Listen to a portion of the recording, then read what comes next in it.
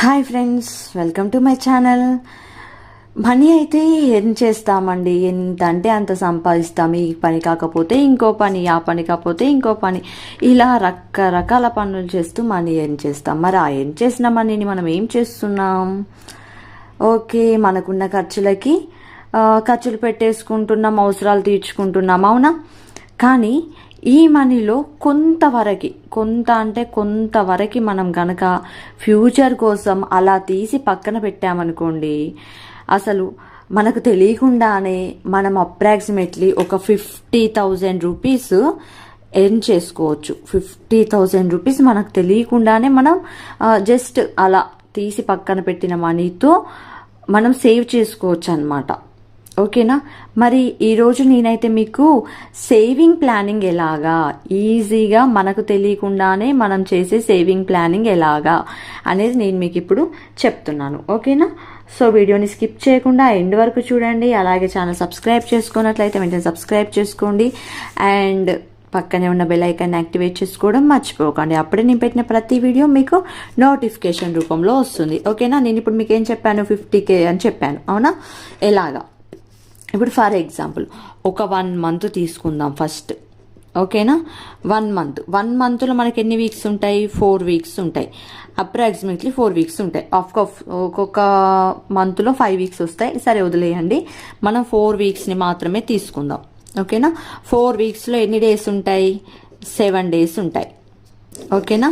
7 days. ఈ 7 డేస్లో మనం జస్ట్ 4 డేస్ మాత్రమే ఇక్కడ మనం ఈ సేవింగ్ అనేది యూజ్ చేస్తాం. ఓకేనా? అంటే ఒక వీక్లో జస్ట్ 4 డేస్ మాత్రమే యూజ్ చేస్తాం. ఎలాగా అంటే first day, second day, third day, 4th day. ఓకేనా? 50 రూపీస్ వేసుకుందాం. పర్ డేకి 50 రూపీస్ తీసి అలా మనం పక్కన పెట్టేసుకుందాం. ఇప్పుడు 50 ఎంత అవుతుంది? మొత్తం టోటల్గా 200 రూపీస్ అవుతుంది, అవునా? ఈ 200 రూపీస్ మనకి ఒక మంత్లో, అంటే ఒక వీక్లో 200 రూపీస్ అవుతుంది, అవునా? అంటే మనకి 4 వీక్స్ ఉంటాయి పర్ మంత్. 4 వీక్స్ ఇంటూ 200 ఎంత? 800 రూపీస్ అవుతుంది. 800 అనేది 1 మంత్కి అవుతుంది, అవునా? మరి ఈ 1 మంత్కి 800 రూపీస్ అయింది. తర్వాత మరి మనకి సంవత్సరంలో ఎన్ని నెలలు ఉంటాయి? 12 నెలలు ఉంటాయి కదా. మరి ఈ 12 నెలలకి మనకి ఎంత అవుతుంది అంటే 800 ఇంటూ 12 మంత్స్ ఎంత అవుతుంది? 9,600 రూపీస్ అవుతుంది. మరి మనం ఇక్కడ చూడండి ఫ్రెండ్స్, ఒక 1 ఇయర్ మాత్రమే సేవ్ చేస్తామా? ఏదైనా మనం సేవ్ చేయాలనుకుంటే మినిమం 5 ఇయర్స్ సేవ్ చేయాలి. ఓకేనా? 5 ఇయర్స్ అనేది సేవ్ చేసుకొని పక్కన పెట్టుకుంటే దాన్ని మనం సేవింగ్ అకౌంట్ అని అనుకుంటాం, అవునా? సో మీరు ఇప్పుడు ఏదైనా చూసుకోండి, ఒక దగ్గర మీరు డిపాజిట్ చేసినా కానీ, ఫిక్స్డ్ డిపాజిట్లు చేసినా కానీ, ఇలా చూసుకున్నా కానీ మినిమం 5 ఇయర్స్ అనేది ఉంటుంది. 1 ఇయర్ అనేది చాలా తక్కువ పీరియడ్, అవునా? సో ఓకే, మనము ఒక 1 ఇయర్లో జస్ట్ వారంలో ఒక 200 పక్కన పెట్టుకుంటేనే మనకి ఆల్మోస్ట్గా ఒక 10,000 రూపాయలు, కోర్స్ ఒక 400 తక్కువ అయినాయి అనుకోండి, ఒక 10,000 రూపాయలు మన హ్యాండ్లో ఉంటున్నాయి, అవునా?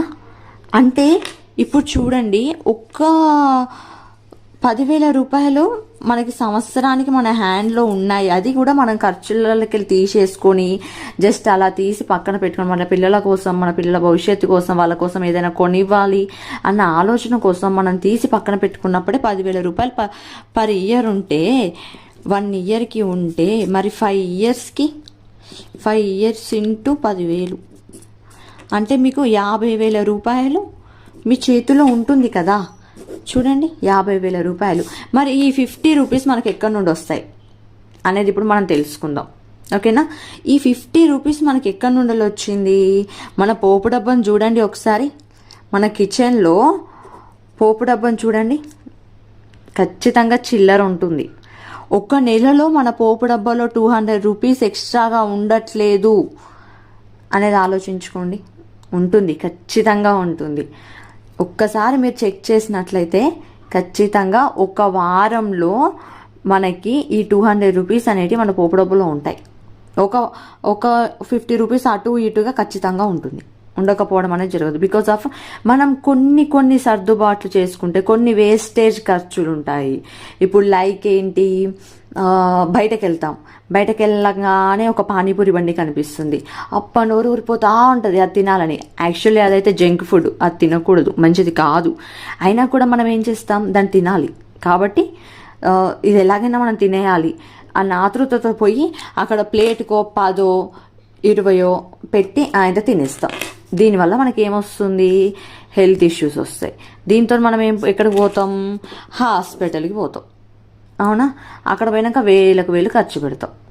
అవునా, ఇక్కడ చూడండి మనం తినే ఈ బేకరీ ఐటము, ఈ junk food item, road side తినే జిలేబీలు కానివ్వండి, సమోసాలు కానివ్వండి, ఈ బయట తాగే టీలు, ఇంకా మోస్ట్లీ నేను చెప్పాల్సింది ఏంటి అంటే, అందరికీ కాదండి, కొంతమందికి చెప్తున్నాను, కొంతమందికి స్మోకింగ్ అలవాటు ఉంటుంది.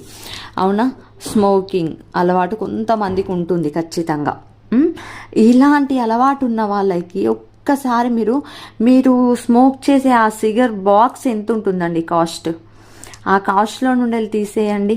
ఆ కాస్ట్లో ఒక 1 వీక్లో మీరు పెట్టే ఖర్చు, అందులో నుండి మీరు కొద్దిగా తగ్గించుకోండి. స్మోకింగ్ అలవాటు అనేది కొద్దిగా తగ్గించుకోవడానికి మా పాప కోసం ఇది నేను ఒక బాక్స్ తాగే దగ్గర 1 సిగరెట్ మాత్రమే తాగండి, 2 సిగరెట్లు మాత్రమే తాగండి. ఒకేసారి తగ్గించుకోవడం అంటే మనతో కాదు, ఎందుకంటే మనం ఆల్రెడీ దానికి అలవాటు పడిపోయినాం. ఎలా ఉంటుంది, ఇప్పుడు అలవాటు పడ్డ పానం అంగడంగడంట. సో అలా ఉంటుంది. అలవాటు పడ్డామంటే దాన్ని వదిలేసుకోవడం చాలా కష్టం. కాబట్టి అందుకోసమని నేను చెప్పేది ఏంటంటే, జస్ట్ మీరు పెట్టే ఖర్చులో, మీరు తాగే బీర్లోనో, మీరు తాగే స్మోకింగ్లోనో, ఇంకా అనవసరపు ఖర్చులు మన లైఫ్లో చాలా ఉంటాయి. వాటిని పక్కన పెట్టి దీన్ని కానీ మనం ఫాలో అయితే ఖచ్చితంగా మనకి ఈ 10,000, దీన్ని ఇలాగే 5 years ఫాలో అయితే 50,000 మనకి ఈజీగా ఉంటుంది. మరి 50,000తో ఏమొస్తుందండి అని మీకు అనొచ్చు. ఈ 5 years ఇప్పుడు ఈ క్షణం మనం ఇలా ఉన్నాం, కానీ ఆఫ్టర్ 5 years ఈ 50,000 మనకు చాలా హెల్ప్ అవుతాయి కావచ్చు. 50,000 అంటే మన మిడిల్ క్లాస్ ఫ్యామిలీకి ఇదేం తక్కువ అమౌంట్ కాదు, చాలా ఎక్కువ అమౌంట్. సో నేను చెప్పిన ప్లాన్ మీకు అర్థమైంది కదా. ఇలా కనుక మనం సేవ్ చేసుకున్నట్లయితే మనకి ఇంత పెద్ద మొత్తం మన హ్యాండ్లో ఉండిపోతుంది మనకు తెలియకుండానే. ఇలాంటి మరిన్ని సలహాల కోసం, మరిన్ని అప్డేటెడ్ వీడియోస్ కోసం మా ఛానల్ సబ్స్క్రైబ్ చేసుకోవడం మర్చిపోకండి. Thank you so much. And మీకు ఈ వీడియో నచ్చినట్లయితే, మీరు నేను చెప్పిన ఈ సజెషన్ కనుక ఫాలో అవుతున్నట్లయితే కామెంట్ పెట్టడం కూడా మర్చిపోకండి. Thank you.